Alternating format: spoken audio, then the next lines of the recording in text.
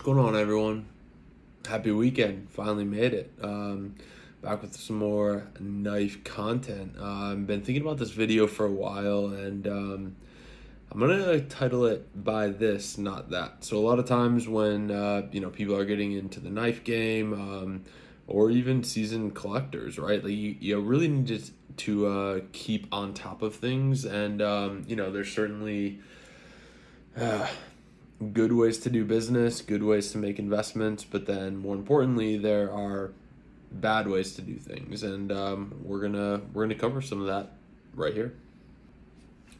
So with this video, kind of the criterion, plural for criteria, that I tried to come up with was, if you have two options of a certain knife, what are the differences as far as quality goes, resale potential, air quote investment piece, as well as customer service. So if you do have anything that goes wrong, or you want to get a knife worked on, cleaned up, spa services, are you going to be able to get that done, and how easily will it be? So I racked my brain based on my experience collecting knives over the last year, and wanted to share it all with you. All right, so the first knife that comes to mind with this topic of buy this, not that, is going to be the Spyderco PM2. And I have one with my scales. This one is in CPM Crewwear. The MSRP on a plain Jane Spyderco PM2 is $245, which I think is a great deal. I mean, this is a legend of a knife made in Golden, Colorado. What we see happening though is a lot of people will modify these, and certainly the PM2 is, it's not just relegated to the PM2. Also with the Shaman, we see it all the time. People will throw titanium scales, they'll get a Timascus clip on this. You will quickly be looking at a $400+ knife. So the customization of PM2s or Spydercos writ large, or any knife for that matter, I would steer clear, honestly. Like I'm kind of I call it the nobody cares but you value of the knife, right? So if I see a Spyderco PM2, I don't care what scales, blah blah blah, all this stuff. If you buy those things for your Spyderco PM2, just know that you will be buried with that knife, or you should be. Don't don't expect to make that money back. So that's going to be my first buy this, not that. Plain Jane Spyderco PM2, Spyderco Shaman. Keep it OEM. You're gonna lose money if you don't. All right, the next topic of conversation for buy this, not that, is going to be U.S. versus Chinese knives. Now, everybody knows, I mean, Chinese OEM manufacturers, like actual Chinese, we're not talking sweatshops, anything like that, but companies such as Riot and WE Knives, they put out some amazing knives, like really, really impressive. But what you need to think about as a consumer is, what does the warranty look like? Even if these companies are owned by a U.S. conglomerate, right? Like things, for instance, like Demco or Chavez. So obviously, you look at the price of a U.S. made Demco in Wampum, Pennsylvania, vice a 20.5 Demco that's made in Taiwan, etc. There's going to be a huge price difference there, but I would kind of caution you to see the price difference and be like, oh, I definitely need to do the Taiwanese version, whatever. If you look back in my videos, the Demcos, and they're kind of in a class of their own, where it's like the U.S. versions are just worlds and worlds beyond the Taiwanese counterpart. But just even looking at like WE or Riot knives, the market is flooded with amazing running on bearings, Chinese OEM knives. And just kind of, if you make the decision to go that route, just take into account the service and the warranty, if you need to send it back to get work done, etc., presuming that you actually use your knife. The resale value, from what I've seen, and I have a pretty good finger on the pulse of things on the secondary market.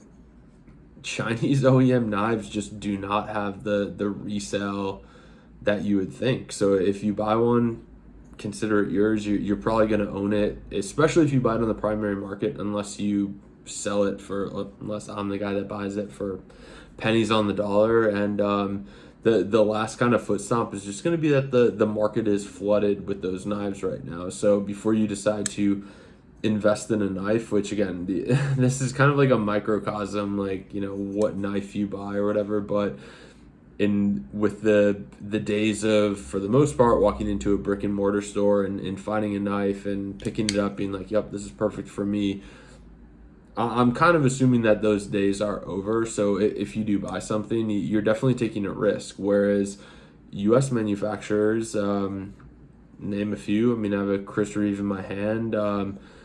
Being able to send them in for spa services for a reasonable price, getting them cleaned up, getting the snails off, getting them sharpened, whatever. Like, if you have a company in the U.S. that you buy a knife from, consider yourself covered. Like, I can't think of any, and I did kind of a deep dive in this with knife warranties. From what I can tell, knives that are made in the U.S., whether that's, you know, Spartan, Microtech, Chris Reeve, Strider, whatever, you can always get them worked on. I think where we see a little bit of ambiguity is when you get into the Shiragorovs, which I have my F3 NS right here. This is a little bit different. It does have to go back to Russia to get service. This is the only Shirogorov that I own, but just keep that in mind. Like, before you go for that Chinese manufacturing, dime a dozen, whatever, like, yeah, they're putting out fire, got it. If you love it, great, carry the shit out of it. It's gonna serve you well, but keep that in mind. Like, if you're looking at knives for longevity or an investment or, you know, servicing down the road, I think that should kind of go into your calculus. I think U.S. wins. All right, hold on a second. All right, the next piece that I want to cover is plain Jane. Doesn't matter what the company is, what the model is, etc. You can Spartan Harsay folder. We'll use that as an example, right? So Spartan Harsay, plain Jane versus special edition. I really would, like, if you do not know that you are going to love a knife, stick to the plain Jane version. Like, you want to try it out, whatever, because what I have found, like, if you decide that knife is not right for you, it doesn't work for you, you're gonna have a lot harder time moving a special edition than you will a plain Jane. So you're obviously going to pay more out of pocket, but whether you like the graphic, the materials, etc., when it comes time to sell it, because you're not married to it, whatever, the higher you go, and ask me how I know because I've been into these really high-end Chris Reeves, like these unique graphic Damascus, blah blah blah, all this bullshit. You get into a realm where you find collectors, and collectors will nickel and dime. Like, honestly, like, it's not even nickel and diming. It's not like they're going to offer you $100 less because there's a scratch on it. They just flat out will not be interested in it. So if you are going to be looking at a knife and you're kind of taking a chance on it, it's USA made, whether that's Chris Reeve, Spartan, Strider, just get the plain Jane version of it, try it out, see if it works for you. If you get it and you're like, I absolutely love this thing, then cool. You can easily sell that PJ version of that knife and then get the special edition one that means more to you, that you're going to use anyways, kind of thing. But don't take a chance on a higher end knife, because it does have diminishing returns and you're going to lose a lot of money. Hold on. All right, the next topic on Buy This Not That is going to be hype knives versus classics. I think a big part of this is, I mean, it's human nature, right? So, I mean, there's hype knives all over the place. There's hype in general, but I like to use knives because it's something I can kind of wrap my head around and I understand it. My word of advice is to definitely stick with the classics and know when it is time to punt these hype knives. And I kind of made a list, like, all told. I'm reading off this because I was like, I need to get this right. What were the hype knives that we saw this year? I may be forgetting a few, but I have McNeese, definitely. The 3.5 and Magna Cut, when those first came out, they were demanding a premium. Now things have slowed down to a halt for sure. Like, so that's a great example. That's a hype knife for sure. I mean, it works for some people. I Lord knows I do not own a McNeese anymore, but somebody's happy with theirs. The winter blade factor yet to be determined. We had the first release of them. The second one should be coming out in January. Your guy's got one coming, so I'm gonna put that thing through its paces. But that's another one. The next one's gonna be the Unumzon in MagnaCut. MagnaCut, or that monkey edge frag pattern that came out in MagnaCut, people are paying out the ass, like taking out a second mortgage on their house in order to afford that knife.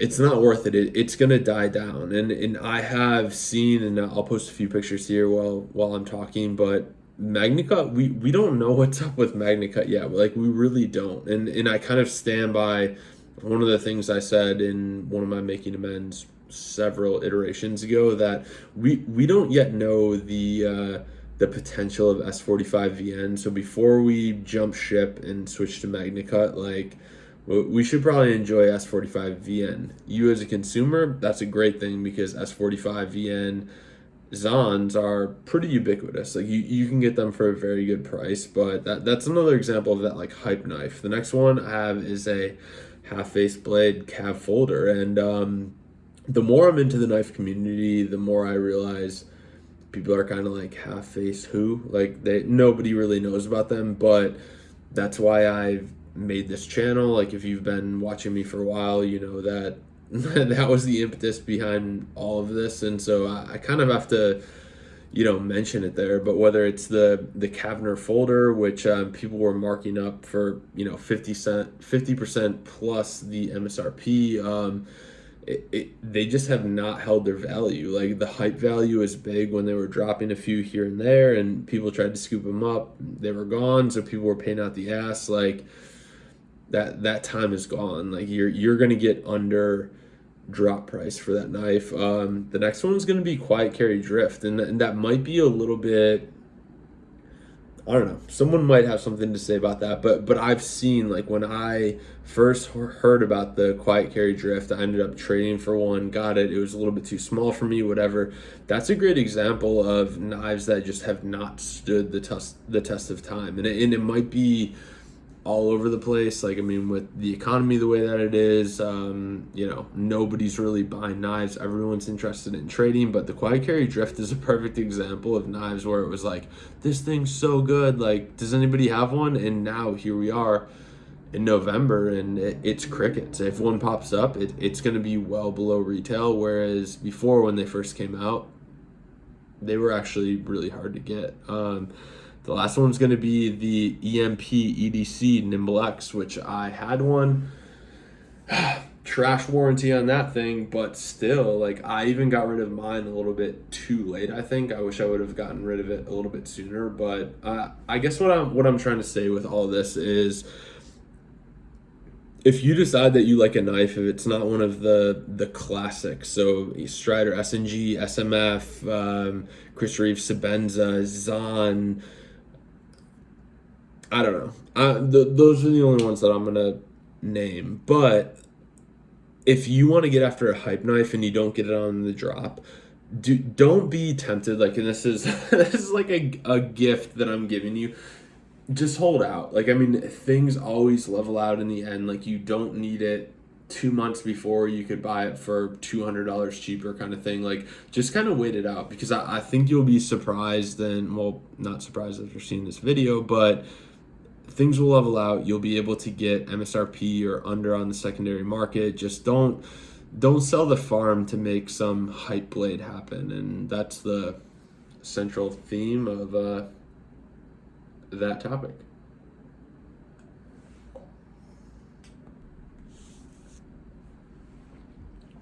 All right, the next part of this, buy this, not that, is going to be what I'm kind of calling the Medford phenomenon. I know I have a McNeese phenomenon. We have a little alliteration there, but all that aside, so Medfords have been one of those knife companies that, from what I have seen, even when the market is at its prime, you're still losing a ton of money on them. So my word of advice for that, I'm going to keep it brief. If you're into a Medford, buy one on the secondary market and don't be afraid to lowball somebody for that. One of my subscribers kind of gave me a little feedback and they were like, hey, yeah, like I went to Medford's factory and like just their throughput is absolutely off the charts. Like they're pumping out so many knives that if you're into a Medford, again, nothing against Greg Medford from my standpoint. Met lots of people like him in my day. Like people who are offended by him have never been in the military and whatever. But Medford, I'd be very cautious about that. I would not buy a new Medford for sure. There's plenty of pristine, like new in box examples that you can kind of name your price for. So if you're into a Medford, don't blame me for being so. Buy it on the secondary market for sure. And that sums it up. Buy this, not that kind of thing. Just kind of wanted to go over a few examples, like me scrolling through my pictures. I usually try to do a good job of screenshotting kind of what I'm seeing, what the prices are doing, whatever. But hopefully this is beneficial to some people. I guess like in closing this video, I mean the secondary market for knives is absolutely insane right now. So kind of be careful what you decide to buy. We covered several examples of, buying this, not that. But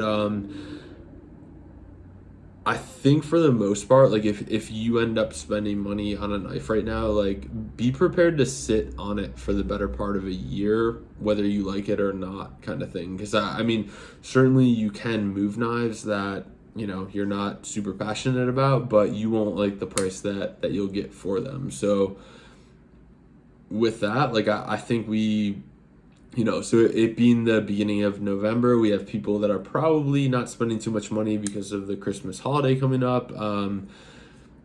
After the holidays, we can look forward to that tax return season. Usually things get bumped up a little bit. That's a great time to sell. But then after that, I really do think, guys, I mean, come May, June, we're going to be worse off than we are right now. So kind of keep that in mind if you decide to invest in a knife, because I view knives as an investment, although I use them like I said, I like to use them as a microcosm of larger things. But yeah, just kind of be careful about what you decide to buy. And yeah, we'll appreciate y'all tuning in. We'll see you next time.